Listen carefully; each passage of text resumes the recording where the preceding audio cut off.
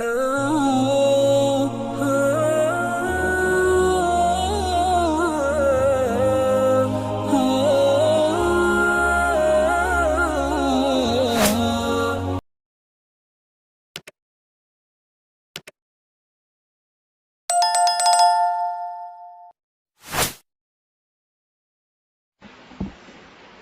اللہ الرحمن الرحیم نحمدہ ونصلی علی رسولہ الکریم۔ حضرت حکیم الامت مجدد ملت حضرت مولانا شاہ اشرف علی تھانوی صاحب رحمۃ اللہ علیہ کے ملفوظات ہیں، یہ کل پڑھے تھے لیکن دو ملفوظات کو دوبارہ پڑھنے کا دل کرتا ہے۔ ارشاد فرمایا کہ اللہ تعالیٰ سے تعلق پیدا کروں، اس کا اثر یہ ہوگا کہ فقدان اسباب میں بھی ایک سبب راحت کا موجود رہے گا، کیونکہ یہ شخص اللہ تعالیٰ کو محبوب حکیم سمجھے گا، اور جب اللہ تعالیٰ سے محبت ہوگی تو پھر کسی حالت میں اس کو کلفت نہ ہوگی۔ اس کی مثال یہاں نہیں لکھا، حضرت تھانوی رحمۃ اللہ علیہ مثال دیتے ہیں کہ بہت دنوں کے بعد کسی سے ملاقات بھی، دوست سے، زبردست دوست ہے، اس نے گلے لگا کر زور سے دبایا تو وہ کیا کہے گا؟ مجھے چھوڑ دو، اسے تکلیف ہوگی، وہ کہے گا اور دبا، چھوڑنا بھی نہیں۔ اور یہاں اللہ تعالیٰ سے ایک معاملہ ہو جائے گا، ایک سارے اسباب جل گئے لیکن ایک سبب اس کے ذہن میں رکھے گا کہ اللہ میرے ساتھ ہے، میری ہی مصلحت ہے اس کے اندر۔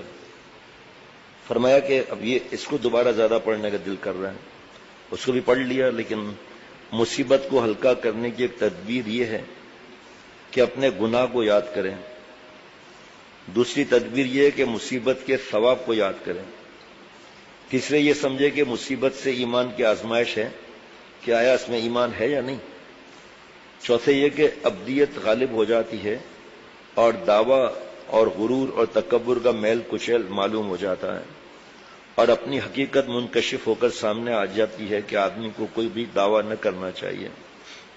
پانچویں یہ کہ مصائب میں استحضار عظمت الہی کا ہوتا ہے اور اس کے مقابلے میں اپنا عجز زیادہ منکشف ہوتا ہے، بس مصائب سے انسان پر ابدیت کا غلبہ ہوتا ہے اور ابدیت اعلیٰ مقام ہے۔ سبحان اللہ، لکھ لیجیے گا ذرا اس کو، غم دکھ کے اندر ملانا ہے اس میں، ٹھیک ہے؟ مجھے اپنی ڈائری میں بھی لکھنا، صفحہ 373۔ ارشاد فرمایا کہ مصیبت کے وقت صبر مطلوب ہے کہ اس کو خدا کا تصرف سمجھ کر راضی رہے کہ وہ مالک ہے، جہاں چاہے اپنی تجلی دکھلائے، اس کو ذہن میں رکھے کہ اللہ تعالیٰ حاکم بھی ہیں، حکیم بھی ہیں، اور دل میں خدا سے شکایت نہ لائے، نہ ظاہر میں زبان چیت کرے نہ باطن میں زیادہ بولے۔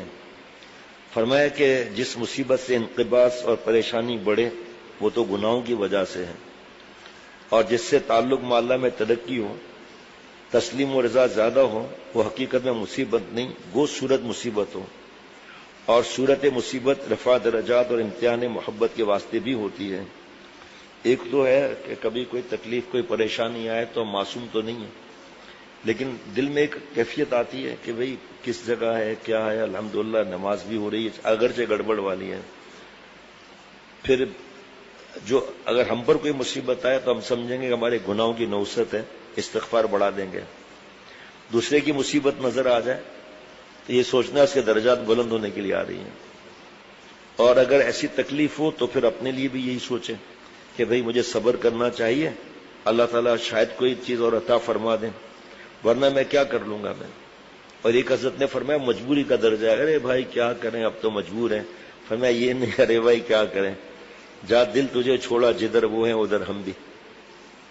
جناب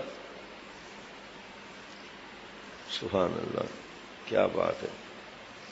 دوبارہ عرض کر لیتا ہوں، جس مصیبت سے انقباض اور پریشانی بڑھے وہ تو گناہوں کی وجہ سے ہے، بے چینی پریشانی بک بک کرنے لگے اور نماز بھی نہ پڑھے جوش میں آ کے، اور جس سے تعلق مع اللہ میں ترقی ہو، تسلیم و رضا زیادہ ہو جو فرض ہے، وہ حقیقت میں مصیبت نہیں گو صورت مصیبت ہو، اور صورت مصیبت رفع درجات اور امتحان محبت کے واسطے بھی ہوتی ہے۔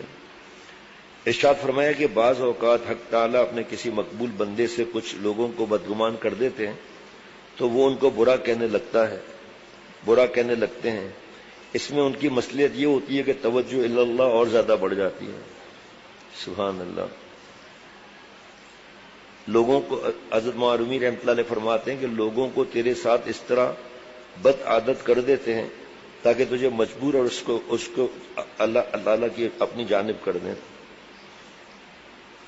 ایک سال میں تحریر کیا کہ میرا لڑکا آوارہ ہو گیا ہے، مجھ کو اس کی بہت پریشانی ہے، کیا تدبیر کروں؟ میں نے یعنی حضرت تھانوی رحمۃ اللہ نے جواب میں لکھ دیا کہ تدبیر تو کرو مگر اس پر ترتب ثمرات کا انتظار نہ کرو، ثمرے کا انتظار نہ کرو۔ رفع پریشانی کی تدبیر بجس اس کے اور کچھ نہیں کہ تدبیر تو کرتا رہے مگر ترتب ثمرے کی فکر چھوڑ دے۔ یہ جواب نصوص کے مطابق ہے۔ کوئی آزاد مشرب ہوتا ہے تو لکھتا ہے کہ تدبیر ہی چھوڑ دو، مگر یہ حق شفقت کے خلاف ہے۔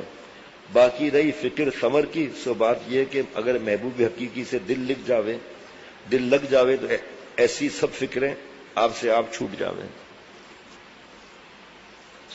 میں فرمایا کہ الہی بخش صاحب رئیس میرٹھ حکیمانہ دماغ رکھتے تھے، انہوں نے ایک بڑے کام کی بات فرمائی کہ لوگ معاشی پریشانیوں کو دور کرنے کے لیے اس کی تو بہت فکر کرتے ہیں کہ آمدنی بڑھائیں، جو عادتاً ان کے اختیار میں نہیں، مگر اس کی فکر نہیں کرتے کہ خرچ گھٹائیں، خصوصاً غیر ضروری اخراجات کو بہت کم کریں، حالانکہ یہ ہر ایک انسان کے اختیار میں ہے۔ اس پر حضرت مجدد کے مواعظ ثلاثہ میں تقریباً 4 یا 5 صفحات ملے ہیں، کئی مہینے ہو گئے بیان کا موقع ہی نہیں مل رہا، اس لیے خود مشورہ کر کے کتاب پڑھنی چاہیے اور جو کیفیات ہیں اس کی اصلاح کرانی چاہیے۔ وہ کب پڑھیں گے، کب دل میں اترے گا؟ ابھی اس وقت ہم لوگ الحمدللہ 600 میں سے 375 صفحات پہ پہنچ گئے ہیں۔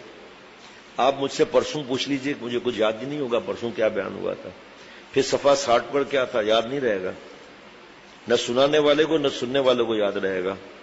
اب اس میں جو توکل گیا ہے اور جناب رضا بالقضاء کے ملفوظات گئے ہیں، مٹنے کا، تواضع کا، اور یعنی کتنے اس میں ملفوظ گئے ہیں یاد ہی نہیں۔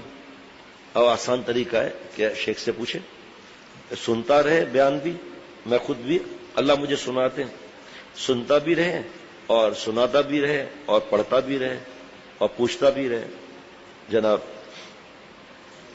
ایک شخص نے بلا وجہ نوکری چھوڑ دی تھی، پھر باوجود بےحد کوشش اور صحیح کے بھی تمام عمر نوکری نہیں ملی۔ اپنے ذریعہ معاش کو چھوڑنا بلا ضرورت شدیدہ شرعی مناسب نہیں، یہ بھی ایک قسم کی ناشکری اور کفران نعمت ہے۔ حضرت حاجی صاحب رحمۃ اللہ علیہ فرمایا کرتے تھے، ضعفاء کو ناجائز اسباب معاش کو بھی نہ چھوڑنا چاہیے جب تک کوئی ذریعہ جائز نہ مل جاوے، البتہ استغفار اور جائز ذریعے کوشش میں لگا رہے۔ حضرت والا کا جملہ بیچ میں تو وہ بتا رہا ہوں، حضرت والا رحمۃ اللہ علیہ فرماتے تھے جس طرح بے روزگار نوکری تلاش کرتا ہے اس طرح تلاش کریں۔ پہلے اگر بریانی کباب کھاتا تھا اب چٹنی روٹی کی فکر کر لے، حرام ذرائع سے بچے۔ یہ سبحان اللہ۔ اور حکمت یہ بیان فرمایا کرتے تھے کہ اب تو معصیت ہی میں مبتلا ہے، اسباب معاش چھوڑ دینے کے بعد افلاس ہوگا اور اس سے جو پریشانی ہوگی اس میں اندیشہ کفر کا ہے، اور اب معصیت وقایا ہو رہی ہے کفر کا۔